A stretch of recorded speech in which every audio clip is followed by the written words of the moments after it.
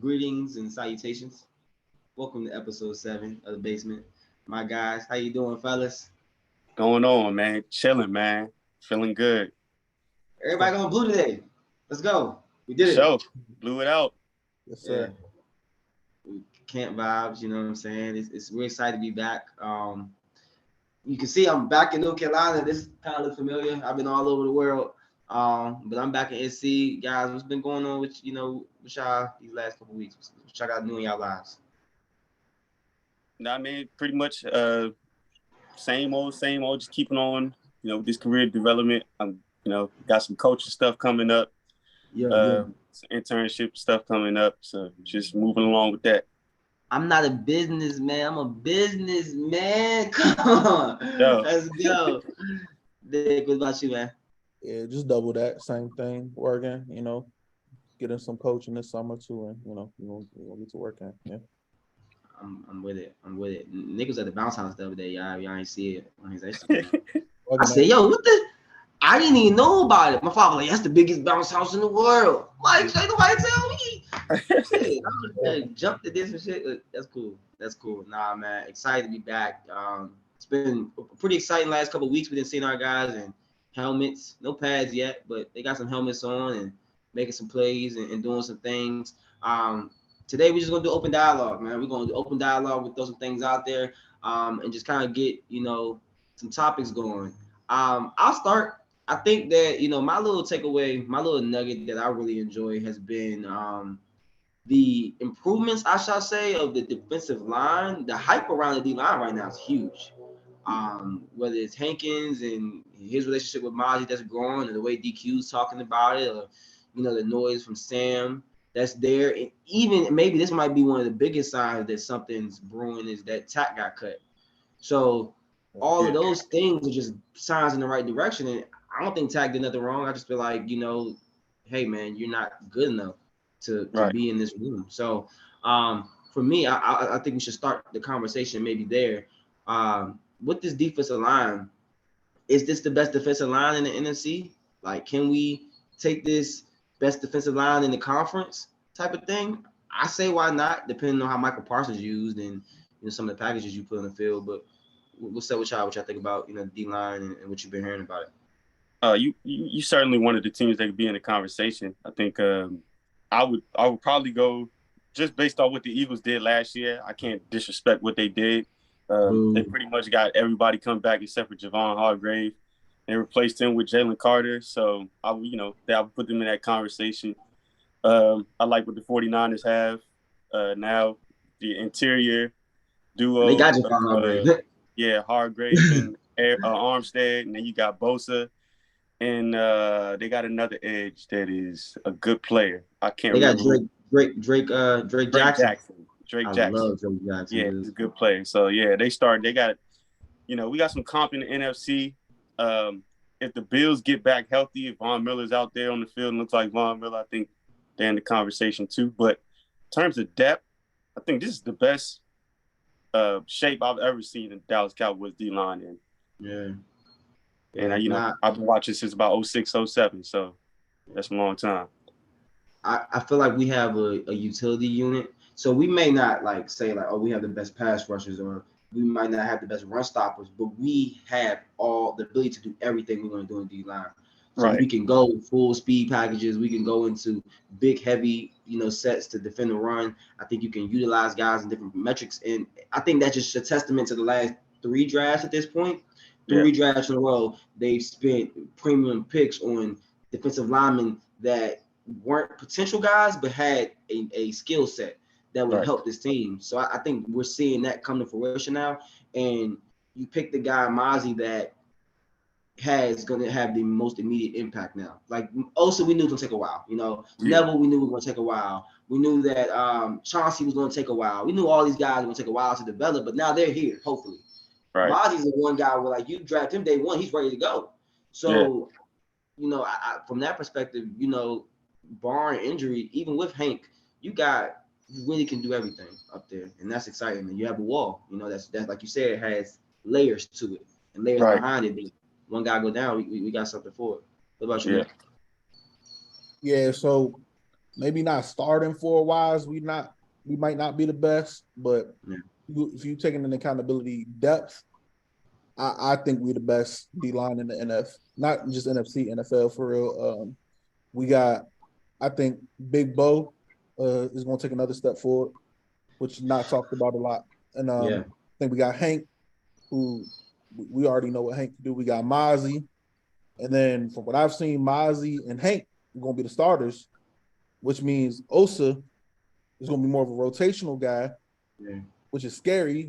You can see that one of the better, not better, but really good, pass rush threat on the inside. So I think we got 4 to 5 D tackles that are, and I think Junior Fihoko is going to be a nice addition. Like 3 tech a little bit, probably work him on the outside a little bit, but I think he will be good. You still got Chauncey, who looked real improved last year. Put on that weight, look better on the inside. So I think we got some guys on the inside, and look like Neville Gallimore probably going to be gone. But I mean, the fact that we got 4, 5, 6 guys on the inside that could play any given week and give you meaningful reps is encouraging. And then, like you said about tack, I mean, we got 6, 7 pass rushers, man. It's crazy. It's Tank, Micah, Fowler, Sam, Dorrance. Like, God, it's deep. You always going to be able to get some fresh bodies in there. And I like what speaking of the D-line, I like that Micah said he's not worried about sacks no more. He thought he's worried about impacting the game, like an Aaron Donald. And I think that's going to kind of help us, because while we all love Micah, but you can see there's times where Micah only is thinking about getting a sack. Right. When that's not always indicative of how good he's doing on the field. I thought you blowing up the game and getting sacks, and it sounds like he's learning. And I think it's very encouraging. Not only did he work with D-line gurus, I think made me very happy. He was working with somebody like Andrew Whitworth, a potential Hall of Fame tackle. To work on what does a D lineman see? What is you seeing from the O lineman perspective? So right, and that's the definition of greatness. Like everything I've seen from Micah this off season, like he's very intentional about the way he works, and he's very aware of what it takes to be great. Like he's I love the thing that he always says. I study greatness, and that's one thing to just say it, but you see it and you hear about it in action all the time. He's picking the brains of like a Ray Lewis, Marcus Ware, when he talks about the way he wants not just himself to perform this year. When he talks about the whole defense, this man uses the phrase, if you can't score, you can't win. Yeah. And that's just that whole attitude. Like this is the biggest thing I feel like is the difference between a Mike McCarthy-led team and a Jason Garrett-led team. It's the attitude and the aggressiveness. Like if you can't score, you can't win. You know what I'm saying? It's a different standard. It's a different level of expectation. We expect to be great. We expect to be excellent, not just a good team. We're not out here to just win games. We're out to be the best. You know what I'm saying? So I think we talk about Mike and he has that understanding, and that's what that's the potential that we have as a unit. And to see him put that on his shoulders, and really carry that and take that personal. I haven't seen anybody like that in Dallas since the man whose jersey you wearing right now, Derrick. Like that's a different level of competitor you're talking about. That was encouraging to hear from Mike. I think like what you're speaking about here is pride. It seems like, and it seems like saying that we for the first time, especially like we've had pride with some units. I'm not going to say that during the Gear era, there was a lot of pride in the offensive line. Those guys walked around with that badge of honor that hey, we're the upper echelon of this league, but you didn't see that in the defensive back room. They knew they was garbage. We didn't see that sometimes in the linebacker room. They used to look at Sean. Everybody looking at Sean every play. We didn't see that on the D line. Everybody looking at 94. But now on this team, you got some of the lowest guys on this roster with the same amount of pride. You look at Jay Lou, he listed off every DB we had on the damn team the other day on Twitter. Like, yo, this is how many guys we have that play football well. So I think everybody's getting in on that. And I think that's going to be what makes us a championship contenders. Like, we're going to go 53 deep to Super Bowl. Like everybody gonna get some work. You know what I'm saying? Right. And we have at this point 60, 65 guys on this team that can contribute. So it's really gonna be survival of the fittest. It's gonna get weeded out. I mean, we're seeing guys that had heavily invested capital get dropped every year. You start with Tristan, just a second round pick. He had to go. I was mad when Tristan left, but it's like you're just not good enough compared to these guys. Right. So I think to your point, there's a lot of pride brewing in Dallas from the coaching staff, even DQ, like having the pride enough to like, I got pride. He pride enough in my defense that I want to stay with them. So I don't want nobody else to take that and then win with it. And then I made this, I built this. So, the coaching staff firing people, like that's pride. Like, yo, we're too good, and y'all are not coaching good enough. You know what I'm saying? So, I think that was a great point of just the tone of this team is definitely changing, and I mean, I can kind of push this conversation a little further with Cooks and Gilmore in that room. Those are some powerful dudes. You can see it. Like when they come in the room, they carry that shit like, yo, this is what I'm him. And that's been a welcome addition to me as well, because that is pushing the attitude of, like, we were confident, right? But when you have guys, like, it's like when you get into a fight. It's cool when you fight by yourself, but when your brother and you know your brother ain't got no sucker in him, you like, all right, come on, man. Like, we're going to war. And I think having some guys like Cooks and Gilmore in the room, now when Diggs let up a big play and he look at 21, it's like, oh, I can't let that. I can't trip off that. Or when CD drop a ball, he gonna look at 3 and be like, nah, I can't trip off that. So I think you're gonna see another level of toughness to this team being added by some of those guys too. So I mean, yeah, I'm excited for it, man. Sure. I think it was good what Al said about Mike is saying that about if they don't score, we don't win. I think it goes to what y'all both are saying, really about pride, because I don't think we've ever had a player.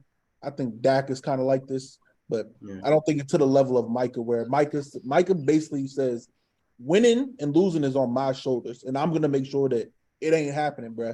Like, it's just not gonna happen on my watch, and I'm gonna do whatever it takes. Where we ain't give it if we gotta make sure you score 3 points so that the offense can score 4 points.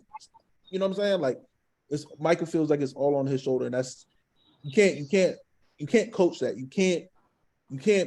just can't develop. It's just something that's in some people and it's in him, and it's just different, man. He's bringing a different mentality to this team, man.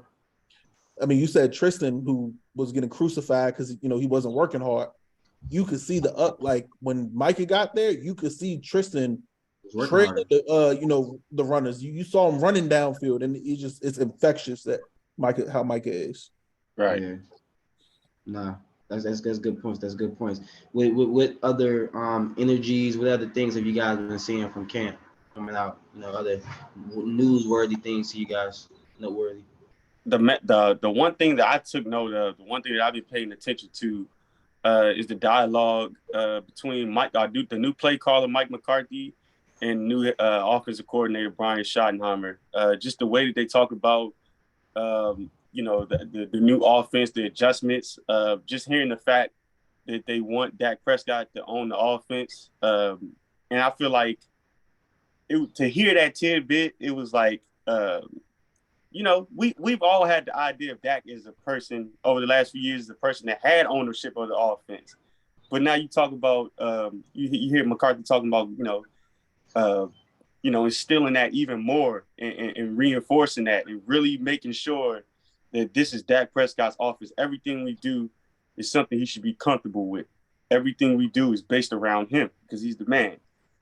So to hear that and to get that kind of feel of faith from Mike McCarthy, I heard him. He gave a quote. He was like, I don't want to be some kind of guru, no offensive guru, no quarterback guru. I want a Hall of Fame level type of quarterback. And the way you get that is to make sure that this guy has ownership over the offense. And so I really think that these guys are determined to get the next level out of Dak Prescott. Yeah. I think about Brian Schottenheimer when he came to Seattle. He got the next level out of Russell Wilson that put him in the MVP conversation. You know what I'm saying? So just hearing those tidbits from them and really understanding like the identity of the offense, the attitude of the offense is all built around Dak Prescott and who he is and his identity as not just a football player, but as a person. Yeah. I think that's taking chances. I think they're gonna let him take some chances, just like Russ did. I mean, the Seattle was dangerous because at any given moment that ball might go 50 yards. That was the problem with Seattle. You had a guy like Lockett, and now we got a guy like Cooks, where at any given time that thing might go 40 yards at the seam. So, and Dak hasn't had really the ability to play like that without losing the game. His whole career. Right. I think the best thing I've seen with Shoddy is there's one key word you always hear when everybody talks about him in his details. Everything is very attention to the details, like of every single thing. Whether it's how many yards your split should be, how many, why you're doing your job. And I think Jalen Tolbert said it best. He didn't understand why he was doing things last year, and he couldn't pick up on that. And now he's getting explained that you can't just. I can't just have a rookie come in and I'm like, all right, go run that deep dig, but I'm not telling him why he's running that deep dig. So if he's just running and he don't understand, he's just going to jog. Right, you clearing somebody else. Right. So, he needs, he's given understanding to every little thing in the offense now. And I think one thing that's going to really change with him is how much better our run game will be, because he always has very successful run games, and I'm very excited for that because, I think we got guys that can really show some good potential with Malik Davis and, Lipke and Deuce Vaughn and even TP. So, right. And just to hear that like, not only is the offense built around, what Dak likes, you're getting a lot of input in terms of the running game and protections. You're getting a lot of input from Zach Martin and Tyron Smith and also Tony Pollard. So I think it's big to hear that, like, man, we got a players coach. We got a player in terms of Brian Schottenheimer. We got a players coach. He's here to make sure that the players, their job is easier at the end of the day. And I did get that feeling from Kellen Moore, and not that I blame him, because Kellen Moore at the end of the day is a newer coach, and he knows what he knows. You know what I'm saying? He can only run what he knows, and I think you hear a lot of times like offensive coordinators. They get better as they go from situation to situation. Kyle Shanahan wasn't always, Kyle Shanahan with the Falcons. He had to go coach under Hugh Jackson with the Browns, coach under what's the name with the Texans. You know what I'm saying? He had to go through these trials and tribulations and play in coach in all these different systems. He's been under John Gruden. He's been under his father, Mike Shanahan. He's been under, you know what I'm saying? So the more ideologies you expose yourself to as a coach, you get a better understanding for the details, and you'll come across more players that are experienced and will give you insight as a coach in terms of how to get across to a player and make it easier for them.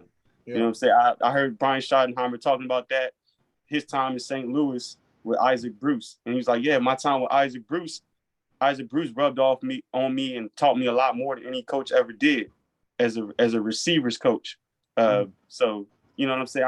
I like the fact that we have an experienced, all the way around, an experienced coaching staff and one that really understands how to make things easy and get through the details on the players. Because I think that's the real difference between the Cowboys and the 49ers last year. You know what I'm saying? Like, we want to say it's physicality, but it's the details. They play faster because they're on it. You know what I'm saying? They all run it. Right. So, that's what's missing in Dallas.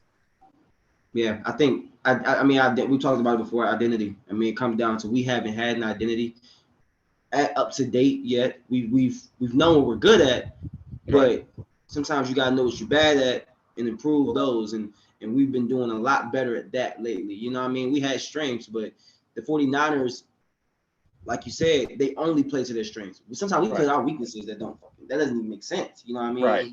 So I'm excited to see how Schottenheimer comes in. The Texas Coast offense, as they're dubbing it right now. I'm ready to see that, come to fruition. And like you said, Dak just had control of it. He looks confident. And like you said, it's time to play fast. It's time to, be in command and win football games. I think I agree. Nick, what you get from minicamp, man? My biggest thing is everybody's on the same page. Like, I don't know how that's kind of a vague statement, but I think we've never really had. I don't know how to explain it really. I feel like under Garrett, under McCarthy in the beginning, with Kellen wanting one thing, Mike didn't want it. Well, Mike wanted something, Kellen didn't want it. Right. And I think the coaching staff has cohesion. I think we lost some key coaches, but I think they might have done well replacing. I think it was big to lose George Edwards, but I think there's reasons why everything happens, and I think everybody sees each other's vision. I think Mike understands that the strength of the defense is through our head coach Dan Quinn. Oh my God! No, man, Mike the head coach, man. Mike the head coach. Mike the head coach. All right, my bad. But Mike the head coach, Mike Quinn understands defensive coordinator.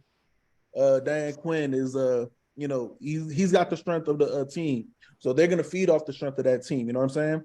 And I think now him having Shoddy on the staff, I think they have the same vision, and I think a lot of times, I mean, there was one thing Mike said. It was definitely a dig at Kellen. He said, "This is the first time we're gonna play the way we want to play."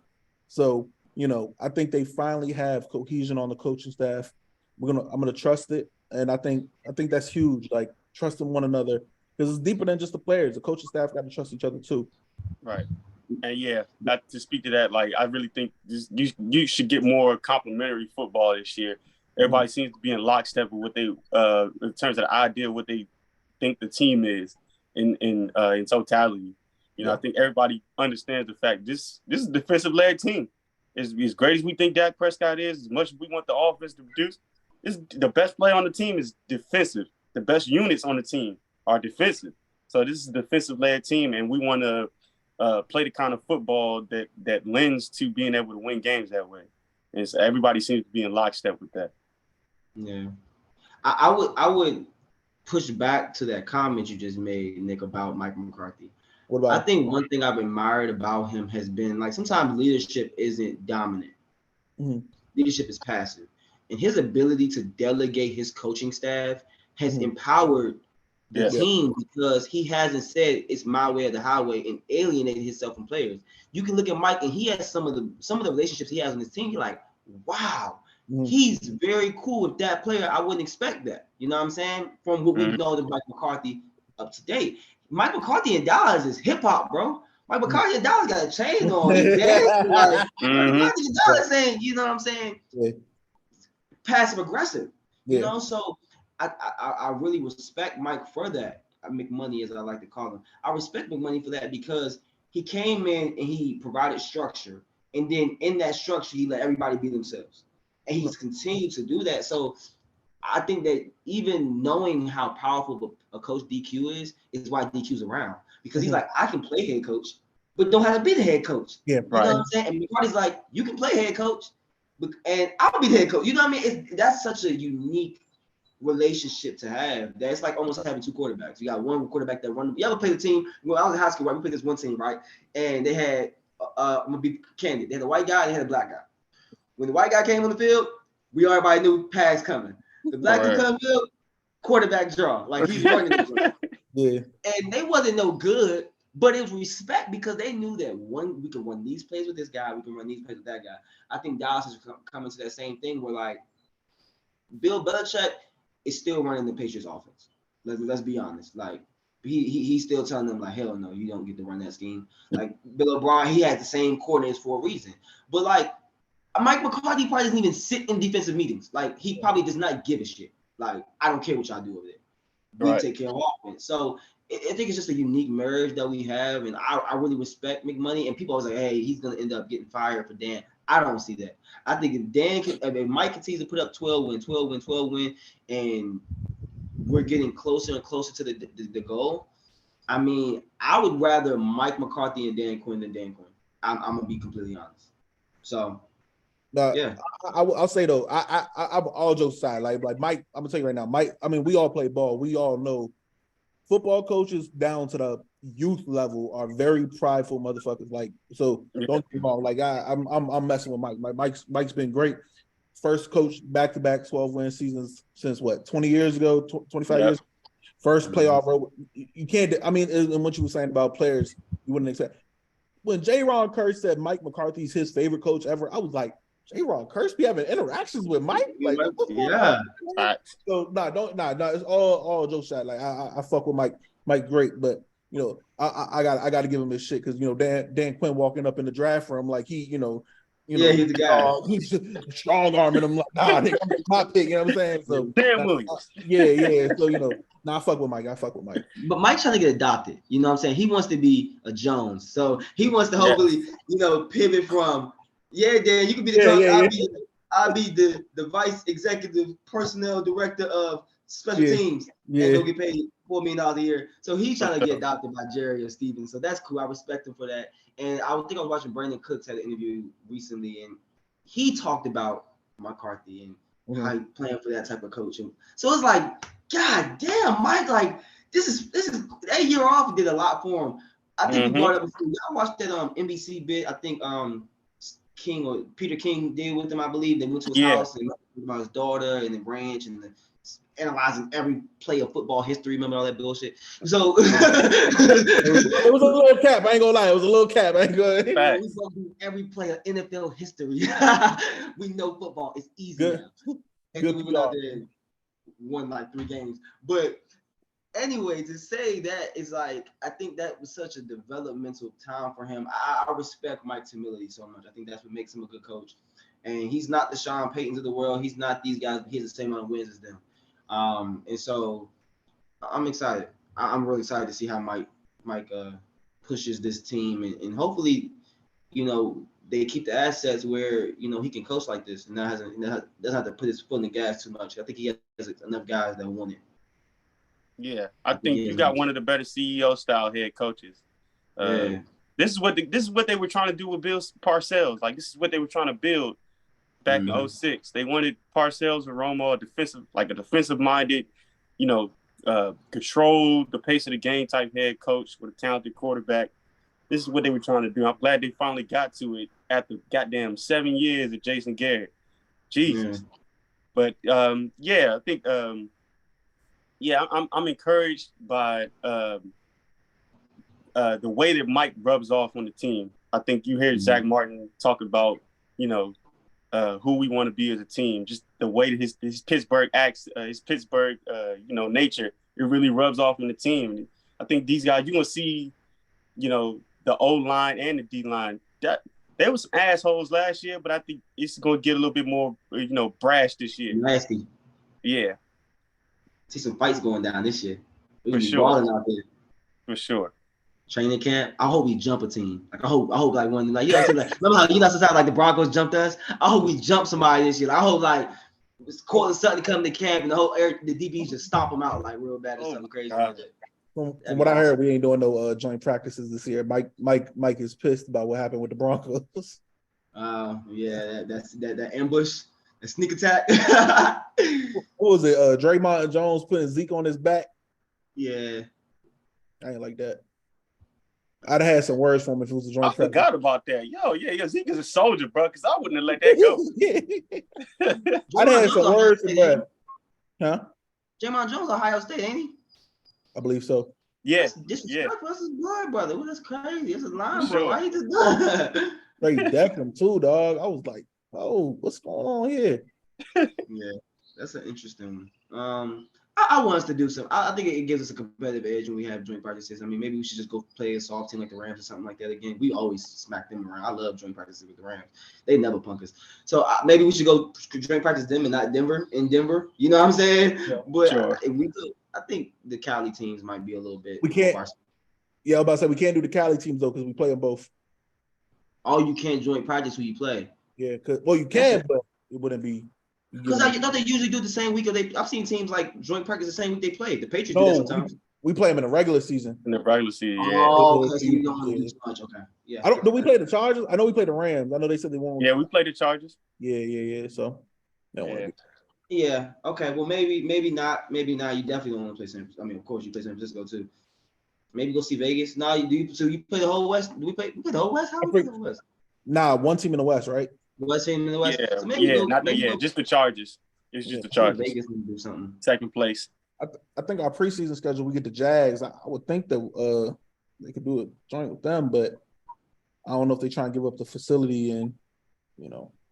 Doug. I want to stay away from the shiesty coaches, and Doug is one of them shiesty coaches. Mike don't want to go nowhere near them scavengers. Don't go nowhere near Doug. He gonna have somebody scouting your whole practice on the other field. For sure. That boy still got eagle ties. Yeah, for real. You got Vegas. You do Vegas. Yeah, that's what I'm saying. McDaniels don't have a clue. Yeah. he don't have a clue. I think Mike would him. Yeah, that'd be an interesting dynamic. Yeah, interesting dude. Josh McDaniels. Yeah, Mike just want to sit there and chop it up. No, I mean, I really feel like right now the energy's good. We got good energy right now coming into training camp. Everybody's got to go home and injury free. Hallelujah. Right. You know what I'm saying? So we in a good position, man. It's like it's a race to the regular season at this point. I will throw a name out there. I know I don't want to take your point. I'll let you say it, Nick, but I'll throw a name out there. Somebody I would like to see added to this team. Ngakoue, sign him, please. I love the defensive line that we have, but on the edge, there's still a lot of pressure on D-Law and Fowler. I mean, we haven't seen Sam do it, so I'm just not going to include Sam in this. Dante and D-Law are the tried and true. Micah's Micah, so we're just gonna leave him alone. But that's a lot of pressure on them. So I feel like if you could get like a Ngakoue on a cheap deal, he's still lingering out there. I was in on Clowney, but he might just be washed. But Ngakoue, a 10-sack guy, I mean, his price is lowering every day. He might be one of you like you get to July's and he's still around. It's like, all right, let's go throw $5 million at him, and then you get a guy that's going to give you a comp pick. So, I mean, what y'all think about that? And I know, Nick, you got an offensive line guy. I don't know. You have a guy that's sitting out there. I think there's still room to improve, especially with all that cap room you got on this team. I'm not going to lie. I think, I'm glad you brought Sam Williams up because I've been really, when I've been hearing about him, I've been really optimistic about what you could get from him this year. I think he's a guy that found a way to produce as a rookie last year, even though he wasn't a complete package. He didn't have a complete package until, he didn't start to round out as a player until maybe like week 5, week 6. Yeah. So I think another all season under his belt, and I think he could be a player that really shows out. Because from what I hear from him, they a lot of people are raving about this guy and feel like he could be, a good, above average starter at some point in the near future. I don't know if they roll the dice on that year. I'm always about more pass rushers. But, a young guy like Sam Williams, I'm always down to see, Yeah, I wouldn't touch too much on edge rusher right now because, like, I got some good fit. I don't think Sam Williams knew how to properly play football last year. Personally. Yeah. I don't think he did. And, just a whole bunch of, I'm strong and fast and get out the way. So I'd say go into camp. I say let's rock out with what we got at the end. I'd be open to moving Dorrance. Because it's a $4 million cap saving type of deal. Yeah. You won't have to pay these dudes. We got 5 dudes right now to pay this big money. So I'd be looking at that. See if you get mid to late round pick for Dorrance, possibly. I don't know if Bones is rocking. He's a good specials player, but Ngakoue, good player. But let's rock out with Sam till we see. It depends on your role for Micah. If your role for Micah is not if he's going to play a lot more linebacker, if he's going to play a lot more in between the tackles like he did his rookie year when he really wasn't an edge, he was more of just this phenom, this box player that I kind of acted like he was a Jamal Adams kind of guy, like he just really didn't have a position you ever DQ line him up at, then that's different. He's a blitzer most of the time. That's a different Michael Parsons. If he's your edge, I'm cool with that, but if, like they said, they want him to play more versatile, then I think edge rush is still a weakness to me because you think so? If Mike is not an edge, we're not getting to the quarterback. No cap. Okay, so this is like the way I see that. I do think I believe what they say when you talking about Micah moving around in different positions this year. I think the idea of Micah is we understand that he's an attacking player. We understand that he is at his best when he's downhill and at the quarterback. He's not a liability in the run game in the trenches. He can get free blocks. But I think the way they view Micah is he's the centerpiece to your rush. So no matter where he lines up, he's as long as you afford him a one-on-one, he's always going to have an athletic advantage versus the old lineman he's lining up against. So I think it's important to have rushers and waves, but to have like another dominant, go-to guy that you want to plop into one spot, that's what I would be aware of. Because I think the way the D-line, they see the D-line working now, I think it's a situation where they feel like not just Micah, anybody is going to line up anywhere. You can see anybody line up. Because I think you started to see that a little bit last year. You started to see, there's some packages where, Micah's here at nose tackle. And who is it? Like Chauncey Golston, he's over here holding point on the left tackle. And, we setting up a stun over here. So I think the more like versatile, I think that's the more important thing for the D-line. You want versatile bodies that can move around and fill different roles. You know what I'm saying? I'm not like Yannick Ngakoue sounds great to me. It sounds perfect. He don't sound like he would cost too much. He's a 28, 29-year-old vet. If you could add him to the room, I'll be bravo, round of applause. But like in terms of like, the depth chart of the D-line room, I don't necessarily see it as a weakness. I just think last year there were points where we feel like, damn, like the rush can't get home like the way we want it to. It's because of the down and distance. I think they need to do a better job of getting, favorable down and distance so you're getting those obvious pass rush downs. Because the more of those you get, really you could just line Mike up at left tackle and, or right in and let him bust the left tackle's ass all day on 3rd and 8, and it'll go down that way. But like the edge room, the D-line room, I think it looks complete to me now. But if you can improve it, go ahead and do that. Yeah, I mean, there's guys. We talked about. I hope that there's another addition, but like we do with that cap that we do have to do some re-signing and some structuring things, and then for the longevity of this team. You brought up the other day in the chat, Nick, Dalton Reisner. Do you have any you have a quick remark on maybe what he would bring offensive line wise and what our needs still may be? Because the line to me it's the same situation that we had pre-draft.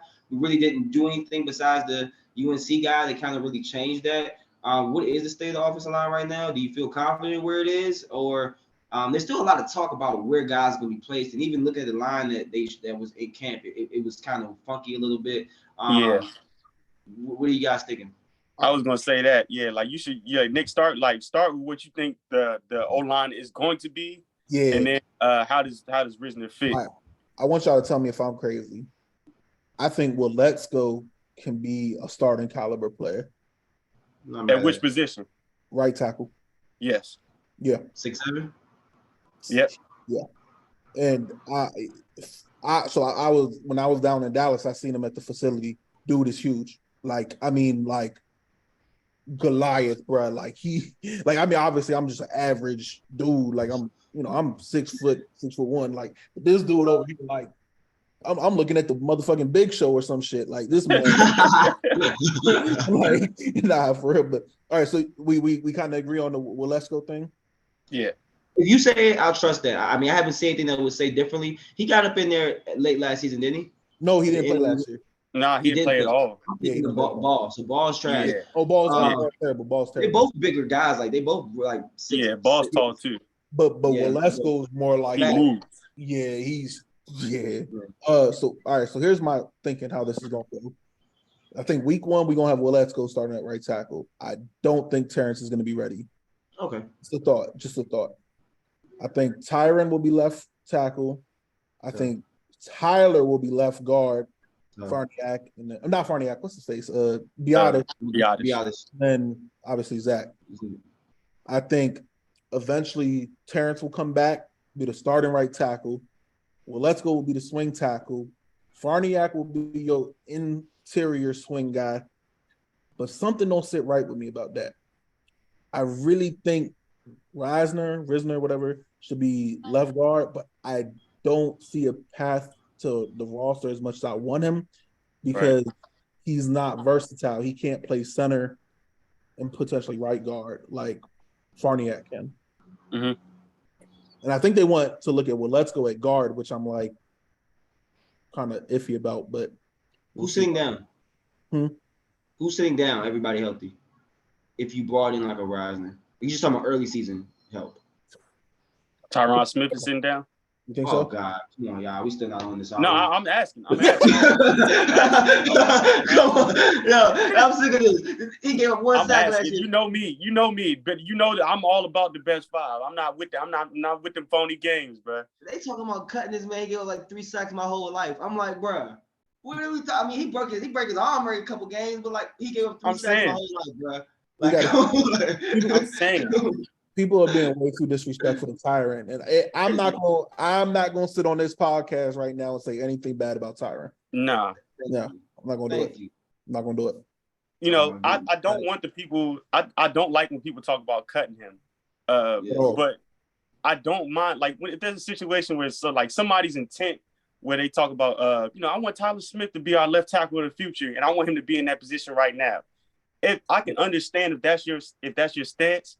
And you feel like the better role for Tyron Smith right now is a swing tackle, is a guy that eventually, if you feel like, you can fill in that left guard and you can have 5 guys that set, and you know what I'm saying? And you feel like, okay, if one of these guys goes down, we don't want to count on Tyron Smith for a whole season. Let's put him in the swing. That's not what I would do, but that's the only argument I could hear for not putting Tyron Smith at left tackle. This is something I want to run by y'all though, because my brother brought this up. I was talking about who's the most physically gifted player on the team, and my brother gave a good candidate. He's like Tyler Smith. Yes. Physically. And I'm like, yeah, like Tyler Smith might be like other than Micah. You said Tyler or Tyron? Tyler. Yeah. He may be the most physically gifted athlete on the team relative to position. You know who else I could throw in that mix? Who? Mozzie. That's what I'm saying. Yeah. Mozzie. Right. Mozzie a freak show, man. I don't know if y'all saw it. Pat Walker had posted a picture of Tolbert and Mozzie. Oh my, yeah. That dude is huge, bro. Bro, and he's like 330, bro. Bro, that's insane, bro. Nobody that is 330 should be looking like that, bro. Derrick, think about it, bro. You said Deuce Vaughn? I mean, that's a joke, but it's really not a joke. I don't know. Hold on. If it's Deuce Vaughn, then why you don't want him to be running back too? I mean, it was a joke, but I do, it was a joke, but I do respect Deuce though. Like, I think Deuce is, I think Deuce Vaughn's fire, but I'm just trying to beat San Francisco. Like real bad. And like I don't want to be in February like, yo, we just had this guy. Like I'm trying to solve all the problems that we're gonna face down the road now. So maybe it is. We always like overrate like the big guys that can do something, and we're like, yo, we're like we do got CeeDee Lamb. Like, I mean, that's what I'm saying. That's the guy I nominated, CeeDee Lamb. But he brought up the fact like he's like year one, Tyler Smith was able to hold up and not only left tackle but left guard, and not just played at not just at a replacement level of play. Like he played at above replacement. He was a good starter at both positions, and I think that's something to note. And I think it's something you can build around. Like that's when you have that. He's a guy. He came in his rookie year, and he started at left tackle, and he was above replacement level. He started at left guard. He's above replacement level. So why are some people wanting to pigeonhole him into one position when this is clearly a player that you can cross-train at both and make sure that you always have a whole field? Yeah. But I'll say this, though, about moving Tyron to swing tackle. The one thing that worries me is what's your role for Willetsko? I don't know if I'm being crazy or being something. I just think Willetsko needs a path to the field if something happens, in my opinion. Right. Yeah. I think he is your next guy. Like, I think, like, based on your opinion, I respect your opinion on offensive line, of course. Like, if you think he can come in and play, like, considerable stats for us, he's going to get an opportunity. That's just what the record shows is that we're going to play more than 2 tackles in the season. Yeah. Right. So, I mean, if anybody when the second string is penciled in, he gonna get a chance at some point. Right. So hopefully not, but realistically, that's where it is. So I feel like you're much better off than last year either way. I think even if you start Smith, Biotish, Martin, and Steele, I think last year you didn't have a plan if one of those guys went down. I think there's a true plan in place. If Tyron Smith goes down, we know what's going to happen. Tyler Smith's going to kick out, and either Farniok or Chuma Edoga or somebody like that's going to step in at left guard, or Tyler Steele goes down, then Tyron Smith is going to swing over there. Tyler Smith is going to go to left tackle. You know what I'm saying? Like, there's a true plan in place. We've seen it. They worked it out logistically. It's a stark contrast from where it was last year, where like, oh, spur of the moment, we gotta get these guys these reps at this position in 1 week, and we gotta go play. You know what I'm saying? The Eagles next week. You know what I'm saying? Like it's a tough place to be. Like not only as an O line, but as a quarterback, because it really stresses you in terms of your communication with the O line. Like one guy changes, and the idea of how to solve problems as a quarterback changes. You know what I'm saying? In terms of protection. So I'm glad to see that they actually do have a plan worked out, because that was my biggest pet peeve about the roster. Like, yeah, we got one of the most talented O-lines, but as you see, like with Philly, like their best player went down, and you got to have a plan for it. So that's the only way to get through the playoffs. Somebody's going to go down. Somebody's going to get hurt. You have to have the depth, and you have to have a plan to move forward. I think that kind of also goes into the point with Shoddy, though, because we always going to have a better – man, we was playing Philly, man. Kellen had Hendershot out there one-on-one with Hassan Reddick. I'm like – right. You know what I'm saying? Good. You know what I'm saying? So regardless of who's going down, I think that kind of feeds into that point that, say we do have let's go out there. Maybe he's not equipped to block Hassan, but they can do what they can to block somebody like Hassan. Right. Yeah. Okay. That's awesome. That's awesome stuff, guys. That's awesome. To your point, you just said if somebody goes down, what you gonna do? Tony Pollard goes down, what you gonna do? Tony Pollard goes down. I'm rocking with Malik Davis or Rico Dowdle. Oh no! You said Deuce Vaughn. Oh yeah, I mean shit. He can get some run too. Everybody's getting run. Now he can get some run. Now he not your RB1. When if your RB2, your RB1 go down, and he supposed to be RB1. The way look, there's no RB1. If Tony Pollard gets hurt, there's no RB1. It's full committee. You didn't name everybody in the committee. You named Ronald Jones, Malik Davis. No, Rico. I didn't name Ronald Jones. Ronald Jones is not a name. Ronald Jones won't be on the roster if it's up to me. Ronald Jones won't make the roster. He won't make the 53. I promise you, Ronald Jones is your running back too. He should be. I don't know. He put the ball on the ground too much, man. Huh? He put the ball on the ground too much. I mean, just hold on to it. There's no problem. You say that now. It sounds easy. It sounds easier when that man put that shit on the ground, bro. You gonna be so hot, bro, because it's gonna be at the worst moment. Listen. I can't stand a fumbling running back, bro. I need him in the game inside the 10. Hunter Lukey.